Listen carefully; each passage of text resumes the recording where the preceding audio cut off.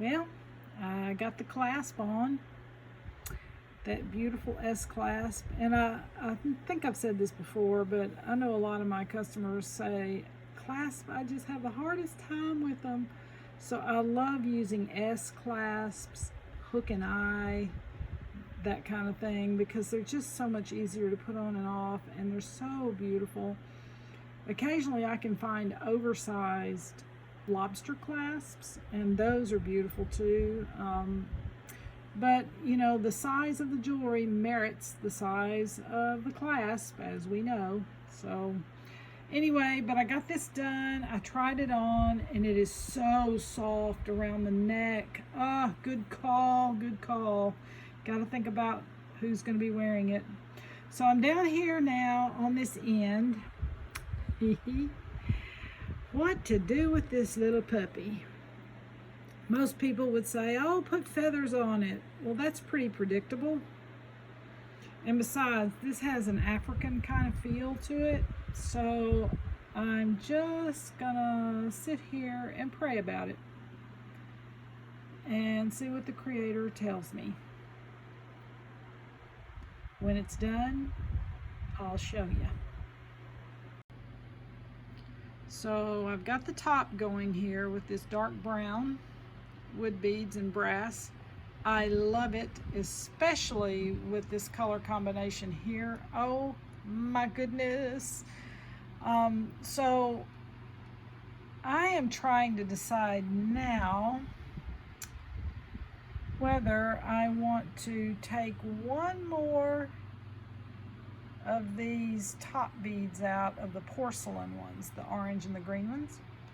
I'm trying to decide if I want to take one more out, because I love the cascading of the brown down to the front. It will also help the weight of it as well, but I love the chocolate brown coming down to the front where it's more visible. So I think I'm going to take out these two beads and add some more brown. Be back. Yep, good choice. So now I'm finished with that, and I've got the brown cascading down the front a little bit past the collarbone. It is absolutely beautiful because it's so dark, and then it goes into these beautiful orange and greens, mustard yellows. Oh my goodness, it's just so fun. Okay, so I'm going to finish this off. At the top up here, I'll probably put gold on as a clasp.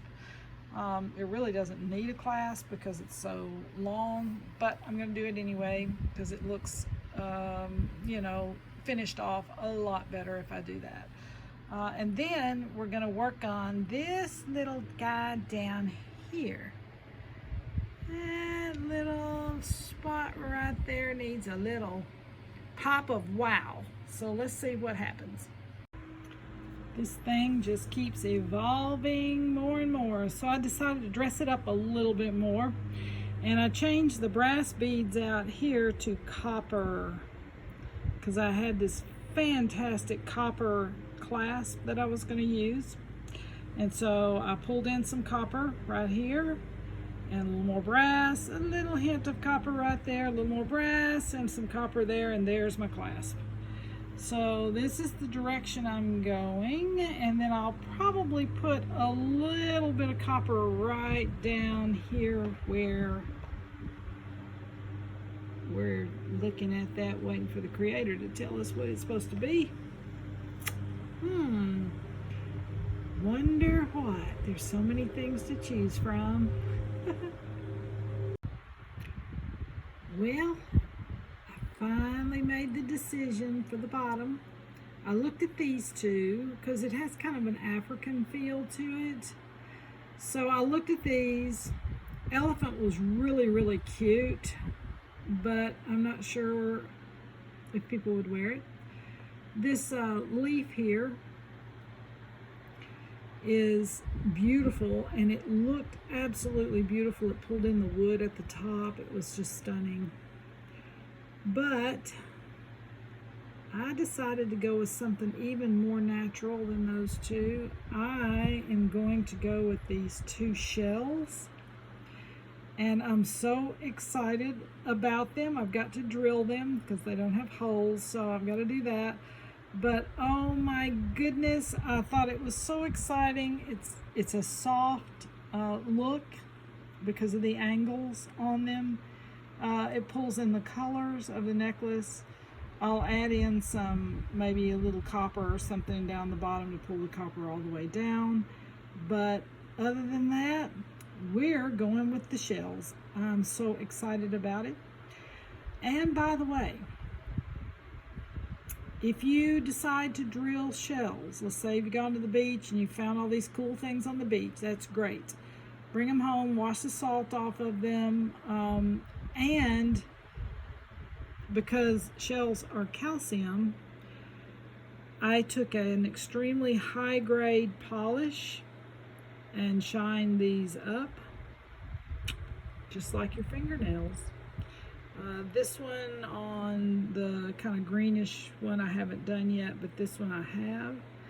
Okay, so back to drilling shells. Okay, if you're gonna drill shells, you have to wear a mask. You have to wear a mask because it is toxic. If you didn't know that, if I'm speaking to the choir, please forgive me, but I do not want to be too nonchalant about it because shells are toxic and you need water. If you're going to use a Dremel tool, have a little bit of water there to wet it down, the shell down with, and wear a mask.